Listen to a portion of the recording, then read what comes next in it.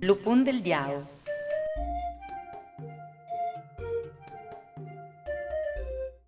Si sentan passar drunier avio pan punt per passar maira.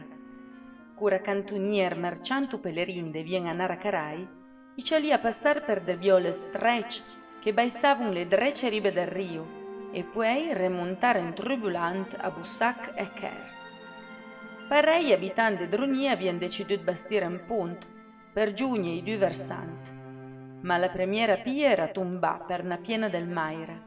Le arcade erano troppo longe per rese e appresso aver provato per un pau, malcontent, avion rinunciato.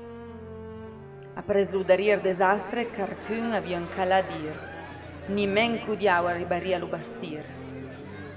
E valai subit se rappresentanna frus diau nier a bucorn, peda ciabra, ale e cua da dragun, che avia rispondu, «Sio a vostre servizi, bastirai lo punt ma ne slussi, man paga me donarei la premiera anima che i passare de sus».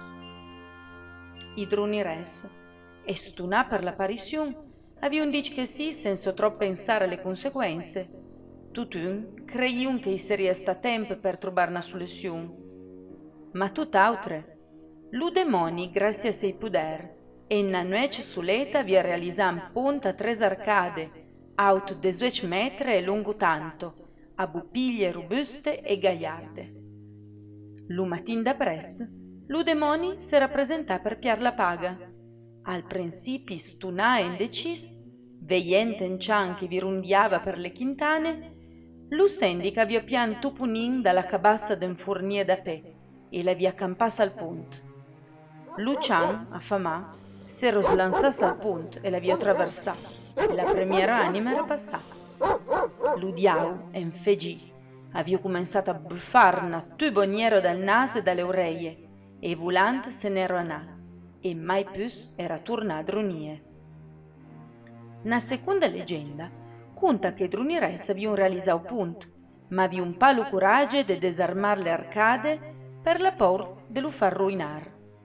Allora avion portato de mille faisine de bosc sotto le piglie e gli avion d'una fuec, brusando con le armadure de bosc.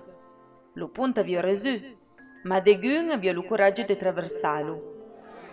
E incuriosì dalla gente che s'arrambava al punt senza sobralo, s'ero allora presentato lo demoni e avio promettuto di fare in maniera che lo punt tumbesse pa mai.